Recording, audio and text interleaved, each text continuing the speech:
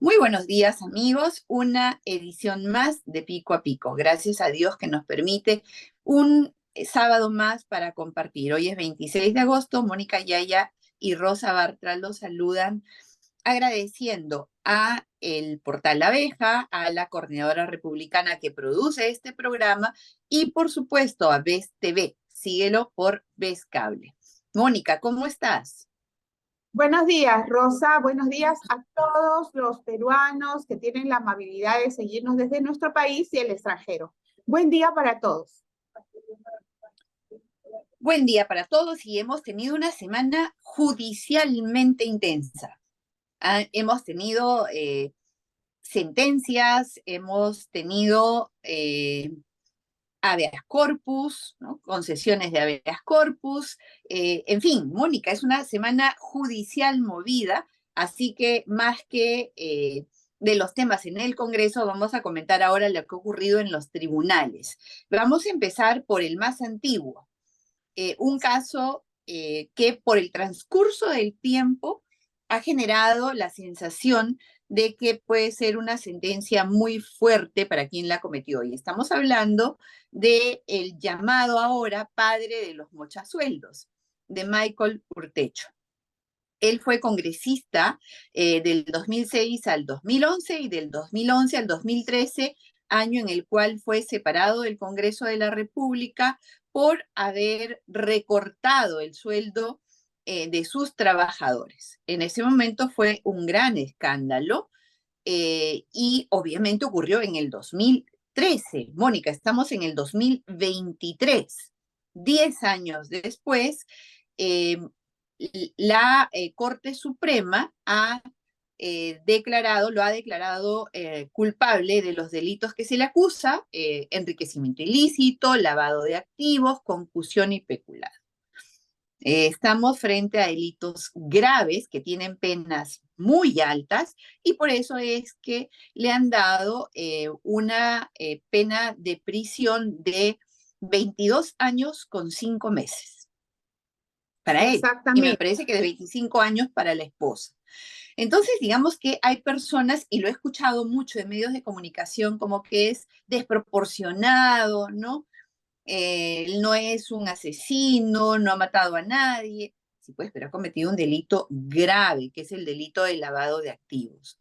Y ese es un delito que tiene una pena muy alta, igual que el enriquecimiento ilícito. Entonces, digamos que no estamos frente a delitos menores. Lamentablemente, esta ni siquiera es una sentencia firme, Mónica, es una sentencia que va en apelación a la Sala Penal Especial y que será revisada por esta para confirmarla o revocarla. Todo parece hacer ver que en base a la tremenda fuerza que tienen las pruebas, esta sería confirmada, probablemente cambiada en el plazo, disminuida tal vez un año, dos, algunos meses, no lo sé, pero todo apunta a que esta va a ser confirmada. Y se abre la discusión con respecto a si esto le ha pasado a Michael Urtecho, ¿qué les va a pasar a todos los mochasueldos de este Congreso? Mónica, ¿cuál es tu análisis? Bueno, yo tengo respecto a este tema varios comentarios, ¿no? El primero, cuando escuché a algunas personas decir qué bueno que sirva esta sentencia tan fuerte de ejemplo para los demás congresistas. Ahí hay un pequeño error, porque una persona no puede ser sentenciada para servir de ejemplo a otros que pueden cometer los mismos crímenes. Eso no es parte de los, digamos, de los derechos, o mejor dicho, no respeta el derecho a ser juzgado de manera proporcional. Yo creo que el señor Urtecho debe ser sentenciado por el crimen que cometió, no por los crímenes que puedan cometer otros congresistas, en primer lugar. En segundo lugar, el crimen que cometió el señor Urtecho no es cualquier cosa. estamos hablando de robar sueldos. ¿Qué es el sueldo? ¿Qué es la remuneración? Es la fuente de alimentación de muchas familias, ¿verdad? Yo recuerdo muchísimo una lectura que me quedó desde niña, que fue Laborem Exercens de Juan Pablo II, en la que Juan Pablo II decía, el reconocimiento del valor del trabajo de un ser humano es el reconocimiento de su dignidad. El ser humano sin dignidad dejaría de ser humano. En consecuencia, cuando un congresista le roba un sol del sueldo a uno de los trabajadores de su despacho, lo que está cometiendo en realidad es un atentado contra sus derechos humanos, contra su dignidad y contra la fuente de alimentación de sus hijos. Yo creo que la sentencia para el señor Urtecho, creo realmente que es justa, porque él no pensó en la familia de los trabajadores que se veía afectada por ese recorte de sueldos. Lo digo yo como trabajadora que también he sido tantos años y también como una persona que se apoya en la colaboración de otros seres humanos para poder cumplir actualmente mi trabajo. Creo que es uno de los peores crímenes desde mi punto de vista robar el alimento de los hijos de nuestros trabajadores o de los trabajadores en general. Pues, es verdad, Mónica. Y mira, yo sí creo que esto puede constituirse en una llamada de atención al Congreso de la República ahora, porque a ningún mochasueldo le ha pasado absolutamente nada. Ni siquiera tienen suspensión a partir de la Comisión de Ética. Ética recomendó suspenderlos, pero el Pleno del Congreso simplemente les ha dado una llamada de atención, una multa súper benigna en cuotas, etcétera. Y hay otros casos que Ética ni siquiera ha tocado aún. Entonces, más allá de lo que el Congreso pueda hacer como actos de protección a los congresistas, está el Ministerio Público que ya está investigando y está el Poder Judicial que está mostrando que al final es bastante severo para actos tan repudiables como estos. Así que mejor que el Congreso también haga su parte en lugar de proteger la comisión de actos tan graves, tan atentatorios contra la dignidad y de tan pésimo ejemplo por parte de un representante de la nación, por parte de un padre o madre de la patria. Es inaceptable y el Congreso ya hace rato que debería haber tomado acciones frente a este tipo de actos. Esperemos las siguientes semanas a ver qué es lo que pasa y si por fin el Congreso reacciona. Yo creo que, digamos, mirándolo desde otro punto de vista, este juez debería servir de ejemplo a otros jueces acostumbrados a pasar por agua tibia los robos de los poderosos, ¿no? En eso sí estaría de acuerdo, que el juez sirva de buen ejemplo para que otros jueces apliquen como debe ser la justicia. Y pasamos, Rosa, al siguiente tema judicial, el de la señora Dina Boluarte, que esta semana ha sido también, sin quererlo ella, y callado por algunos medios de comunicación, o por lo menos, digamos que no se le ha dado la importancia debida, ha pasado por el Poder Judicial para rendir su manifestación en torno al famoso pacto de los millones de soles a la empresa Ionia que vendió pruebas rápidas a E-Salud. Como recordarán quienes nos están escuchando, hubo hace un poco más de un mes, justo antes del escándalo de Mauricio Fernandini, que tapó el escándalo de la señora Dina Boluarte, hubo esta noticia en la que se expuso, se divulgó que Salud acababa de pagar 41 millones de soles a la empresa Ionia, pero que había algunos altos funcionarios interesados en ese pago. Lo que reveló el presidente de Salud de entonces, el señor Arturo Orellana, fue que la señora Dina Boluarte lo llamó para pedirle que le avise cuando paguen los 41 millones de soles a Ionia. Y nosotros dijimos en este programa, ¿por qué a la señora Dina Boluarte le interesa saber, estar enterada cuando paguen los 41 millones de soles a Ionia? ¿Acaso a un proveedor?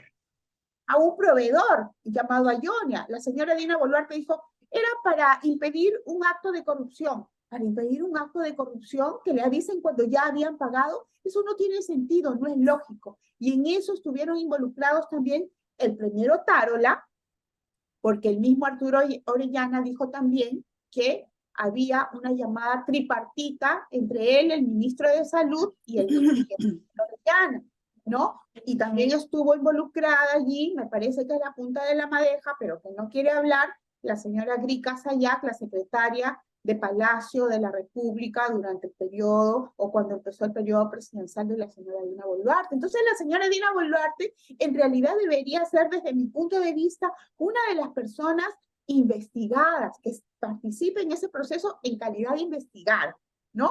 Porque esa llamada, ese interés en saber, en estar enterada de cuándo paguen los 41 millones de soles al proveedor Ionia, eso, desde mi punto de vista, es un indicio de la comisión del delito de corrupción llamado negociación incompatible con el cargo, que es ingresarse indebidamente en un contrato con el Estado. La señora Dina Boluarte, como decíamos al inicio, ha pasado por el Poder Judicial para rendir su manifestación y ha dicho que ella se enteró de ese pago a Ionia a través de los medios de comunicación. Eso se contradice con la versión de Orellana, que dijo que antes que paguen, ella lo llamó y le dijo, avísame cuando paguen los 41 millones de soles. Esperemos que el Poder Judicial, el Ministerio Público, primero investigue con rigurosidad, sin proteger a absolutamente nadie. La señora Boluarte debe responder como cualquier otro ciudadano por la presunta comisión de delitos. Así se actuó con Pedro Castillo, le abrieron todas las carpetas fiscales que podían tener algún indicio de la comisión de delito, y no puede ser diferente a partir de ahí para absolutamente nadie que ocupe el cargo más alto que tiene nuestro país. Así que, señores del Ministerio Público, pilas ahí, y señores del Poder Judicial, en su momento, cuando corresponda, con la misma vara a todos. De tal manera que perdamos por fin esa sensación de impunidad que hace mucho tiempo nos agobia. Mónica, y seguimos en... Claro, discúlpame, Rosa, ya sé qué tema vas a tratar. Hablando de impunidad, y sobre todo impunidad social. Vamos a hablar ahora de la impunidad social, porque la noticia, una de las noticias de la semana es la de la condena del asesor de la congresista Susel Paredes, ¿no? Que ha sido condenado por abusar por lo menos de 2 niños, utilizando su identidad transexual. Les ofreció algunas cosas, caramelos, ¿no? Seguramente se acercó como una persona dulce a los niños y terminó abusando sexualmente de ellos. ¿Y por qué hablo de impunidad social? Porque el señor ha sido condenado penalmente, pero hemos sido testigos, Rosa, de el encubrimiento del verdadero nombre, de la figura de este asesor de la señora Susel Paredes, para que se vaya a la cárcel calladito, pero todos los que supuestamente defienden nuestros derechos humanos, como la misma señora Susel Paredes, se han quedado callados respecto a su nombre, y yo no los he visto salir a condenar, a lavar la bandera, salir en una marcha de indignación contra estas personas, hombres, mujeres, transexuales, lo que sea, que violen, que abusen sexualmente de nuestros angelitos. Efectivamente, Mónica, este fue un caso realmente escandaloso por esas dos aristas. La primera, porque todos los actos de agresión sexual a los menores tienen que ser condenados de la forma más drástica posible. Este señor, independientemente de cómo él se autoperciba o se identifique, este señor agredió sexualmente a 2 menores de edad a cambio de dinero. Les dio dinero. De hecho, de ahí viene el apelativo de la señora como la tía del Free Fire.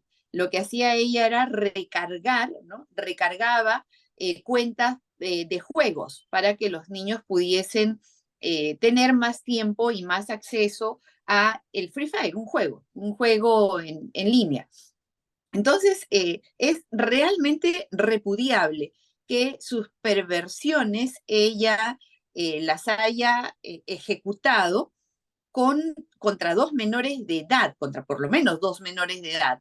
Y en paralelo, te decía, es escandaloso porque este sujeto es persona de alta confianza de Susel Paredes desde hace mucho tiempo. Ella lo llevó a la Municipalidad de Magdalena, ella lo llevó a la Municipalidad Metropolitana, ella lo llevó al Congreso de la República, y siendo un servidor de su despacho, un servidor de confianza de su despacho, estaba cometiendo estos delitos tan atroces. Ella saca cuerpo, ella no quiere revelar su identidad y ella habla incluso de que apenas está en investigación y que hay la presunción de inocencia, ¿ok? Lo sentencian y a ella no le pasa absolutamente nada, nada. Y acá yo te quiero recordar, Mónica, que el Congreso del cual formé parte tuvo un caso de la señora María Elena Foronda. María Elena Foronda contrata en su despacho a una sentenciada por terrorismo, pero que ya había cumplido condena, que ya había sido escarcelada, que ya estaba reintegrada a la sociedad. Aún así, el Congreso, por tratarse de delitos que lesionan gravemente a nuestra sociedad, el delito de terrorismo, suspendió por 180 días a la congresista, a la entonces congresista Marielena Foronda. A Susel Paredes le han tocado uno solo de sus rizos, absolutamente nada.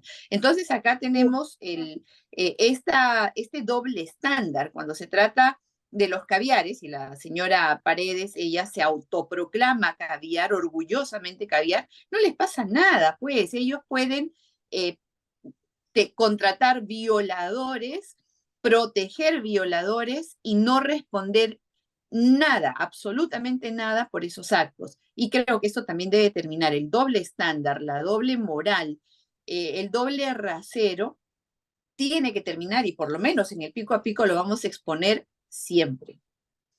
Yo creo que si la Comisión de Ética del Congreso de la República no sirve para sancionar este tipo de, digamos, de comportamientos, de conductas inmorales de algunos congresistas, pues esa comisión va a tener que desaparecer, ¿no? Porque está gastando presupuesto y no está sancionando ni a los mochasueldos, ni a Ni a los los niños. congresistas que contratan violadores, no sanciona a los niños.